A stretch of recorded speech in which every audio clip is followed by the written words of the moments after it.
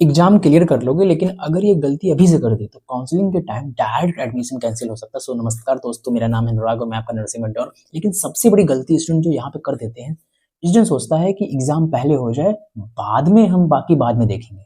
लेकिन सच तो ये है कि एडमिशन एग्जाम के बाद नहीं, एग्जाम से पहले की गलतियों की वजह से कैंसिल होता है एडमिशन। सो सबसे पहले मैं बताऊँ कि जो मिस्टेक्स आपको नहीं करनी है ना, वो मिस्टेक्स, गलती नंबर 1 की मैं बात करूँ तो एग्जाम से पहले पहले एग्जाम, बाद में डॉक्यूमेंट सोचना। लेकिन सबसे पहले आपको डॉक्यूमेंट बढ़िया रखना है, तब जाके आप कोई भी एडमिशन के टाइम पर गलती नहीं करेंगे। लाइक कॉमन गलती क्या करते हैं कि डॉक्यूमेंट बाद में बनवाते हैं लोग, कैटेगरी सर्टिफिकेट रेडी नहीं होता उनका, डोमिसाइल इनकम्प्लीट होता है, नेम डीओबी डिसमैच होती है कहीं उस पर कहीं उस पर। तो ये सारी गलतियां प्लीज़ आप अवॉइड करें, वरना एडमिशन कैंसिल हो जाएगा। बहुत लोग मैंने ऐसे देखे कि उनका बहुत अच्छा रैंक आता है, लेकिन ऐसे कुछ डॉक्यूमेंट होते हैं जो डॉक्यूमेंट वेरिफिकेशन होता था, उनका एडमिशन कैंसिल हो जाता है और एक ड्रॉप ईयर लेना पड़ता है। सीट ऑल सीट अलॉट हुई भी कैंसिल हो जाती है, यानी कि सीट आपको अलॉट भी हुई लेकिन वो भी कैंसिल हो जाती है अगर आप इस सब चीज़ों पे जूझ जाते हैं तो। काउंसलिंग में मार्क्स नहीं, डॉक्यूमेंट बोलते हैं, यह बात आपको पता होनी चाहिए। जब भी काउंसलिंग होगी ना, तो उसमें मार्क्स तो आपके मतलब दुनिया को बताने के लिए होंगे, लेकिन जब कॉलेज में होगा तो वो डॉक्यूमेंट के बेस पे ही आपको कॉलेज मिलेगा। गलती नंबर 2 में देखूँ तो रिस्की स्कोर को ही टारगेट बनाना। बहुत लोग होते हैं कि यार इतने नंबर आ जाएँ तो 50% नंबर आ जाए, बस मेरा काम हो जाएगा। तो पहले यही अपने माइंड में ही रख लोगे तो आएँगे ही। एवरीवन यानी कि हर एक व्यक्ति सोच लेते हैं कि बस कट ऑफ क्लियर हो जाए, बाकी तो सब बात की बात है। लेकिन यही बात सबसे ज़्यादा डेंजर थॉट होता है। सबसे ज़्यादा गलत बात ये होती है कि आप सिर्फ़ और सिर्फ़ रिस्की स्कोर को ही टारगेट करते हैं। सेफ स्कोर को टारगेट करोगे तो बहुत अच्छा रहेगा। कट ऑफ क्लियर करना गारंटी नहीं होती। कट ऑफ आप क्लियर नहीं कर सकते कि कितनी कट ऑफ जाएगी, है ना? Risky score waiting plus tension देता है, आपको बात पता है कि मैंने एक वीडियो में बताया आपको कि रिस्की स्कोर और सेफ स्कोर क्या होता है। वो वीडियो अगर आपने नहीं देखी तो आपको ये समझ में नहीं आएगी। सबसे पहले रिस्की स्कोर समझ में आना है और सेफ स्कोर समझ में आना हो, तब ये वीडियो समझ में आएगी। थोड़ा-सा कट ऑफ ऊपर होगा तो गेम ओवर, है ना? इधर-उधर कट ऑफ हुआ तो it's over and go now. ठीक है? नाउ इसलिए जो सेफ स्कोर का टारगेट रखो, वरना काउंसलिंग में रोना पड़ेगा आपको। तो प्लीज़ सेफ स्कोर का टारगेट रखो, और सेफ स्कोर लाने के लिए मैंने हर एक प्रिपरेशन बता रखी है भाई। मैंने हर वो चीज़ बना रखी है जो आपके लिए ज़रूरी है, लेकिन आप पता नहीं कहाँ भटक रहे हो दोस्त। जब भी ये वीडियो आपको मिलेगी ना, आपको लगेगा कि यार बहुत अच्छी वीडियो है।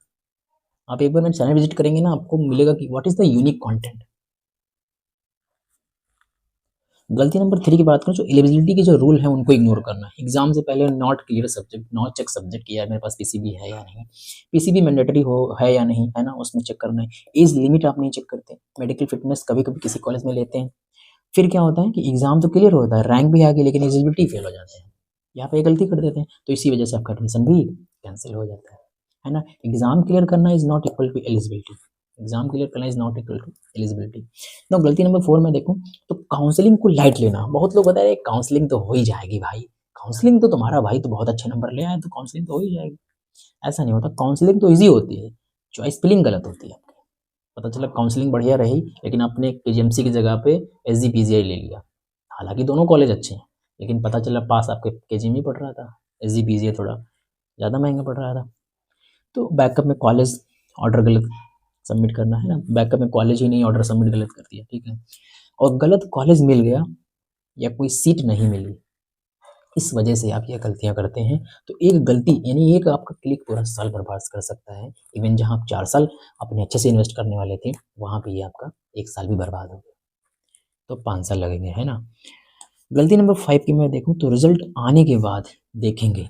बहुत लोग सोचते हैं कि अरे रिज़ल्ट आएगा तब देखेंगे। ऐसा भाई मेरे कुछ नहीं होता। जिस दिन से अपनी तैयारी स्टार्ट की होती है ना, उस दिन से आप रिज़ल्ट देखने लगते हैं, लेकिन आपको दिखता नहीं है बस। This is line many student tells. बहुत ये मतलब इतनी ये जो लाइन बोलते हैं ना रिज़ल्ट आने के बाद देखेंगे, तो बहुत लोग बोलते हैं, बहुत सारे एस्पिरेंट बोलते हैं। डॉक्यूमेंट लेट बनवाना, जैसे किसी के भी आय जात निवास प्रमाण पत्र नहीं बने तो वो बनवाएँगे नहीं, कहेंगे अरे जब आ जाएगा तब बनवा लेंगे। और काउंसलिंग डेट मिस होती है ना? इससे क्या होता है, काउंसलिंग डेट मिस होती है। रिपोर्टिंग में डिले होता है, जब रिपोर्टिंग होती है ना तो उसमें बहुत डिले लगाते हैं, बहुत टाइम लेते हैं। सिस्टम वेट नहीं करता, आपको पता है भाई। तुम्हारे जैसे बहुत बच्चे हैं, आए गए हैं, तुम्हारे जैसे बहुत हैं, बहुत गए। सीट ऑटो कैंसिल, सीट तुरंत कैंसिल हो जाती है, क्योंकि तुम ही थोड़ी ना हो, बहुत बच्चे होते हैं जो राउंड पे राउंड लेते जाते हैं, जो मॉप अप राउंड चलता है ना, तो उसमें भर देते हैं। एक भी तुम्हारी गलती हुई ना कि इतना भी डॉक्यूमेंट तुम्हारा गलत था, सीट ऑटो कैंसिल। कड़वा सच भाई सुन लो यहीं पे, तो कड़वा सच ये है कि एडमिशन एग्जाम से नहीं, प्लानिंग से बचता है मेरे भाई। सबसे पहले आपको हर चीज़ का प्लान बना लेना चाहिए कि यार ये लगता है, ये कैसे करना है। जैसे आप प्लानिंग से पढ़ते हैं ना, तो वैसे ही प्लानिंग डॉक्यूमेंट और हर चीज़ के लिए बना के रखें अपने लिए, क्योंकि भाई आप 4 साल का प्रोग्राम करेंगे।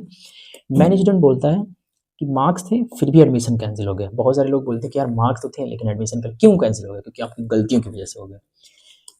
लेकिन रीज़न क्या होता है? रीज़न क्या होता है यानी कारण क्या होता है कि एग्ज़ाम से पहले की गलती, यही कारण होता है। लेकिन गलती क्या करता है कि यार मार्क्स तो थे लेकिन एडमिशन कैंसिल हो गया, है ना?